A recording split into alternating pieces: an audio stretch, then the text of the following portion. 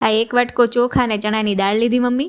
હા, બે મિક્સ કરીને 2-3 પાણીમાં વોશ કરી લેવાનું અને પાણીમાં બુડબુડા 2 કલાક ઢાંકીને રહેવા દેવાનું. હવે 2 કલાક પછી દાળ ચોખા પલળી ગયા છે. હવે કુકરમાં પાણી નાખ્યું, એ ગરમ થાય એટલે દાળ ચોખા એડ કરીને હળદર અને મીઠું નાખીને કેટલી સીટી કરવાની મમ્મી? ધીમો ગેસ રાખવાનો છે અને 4 સીટી કરી લેવાની.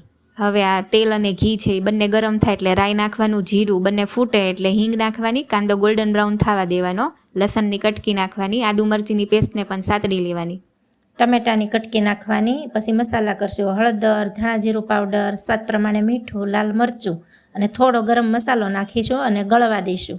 હવે બધું શાકભાજી ગળી જાય એટલે આ ધોયેલી પાલક છે ઝીણી કટ કરેલી તે નાખીશું, તેને પણ ગળવા દઈએ. ત્યાર પછી જો ખીચડી એકદમ બફાઈ ગઈ છે અને મીણ જેવી રાળ રાળ થઈ ગઈ છે. હવે મિક્સ કરશું. હવે સરસ વઘાર માટે ઘી મૂક્યું છે. ઘી ગરમ થાય એટલે લસણવાળી ચટણી છે તે આપણે ઉપરથી વઘાર રેડી દઈએ. તો પાલકની ખીચડી એકદમ રેડી છે, વિટામિનથી ભરપૂર. પાલક અને ચણાની દાળની ખીચડી.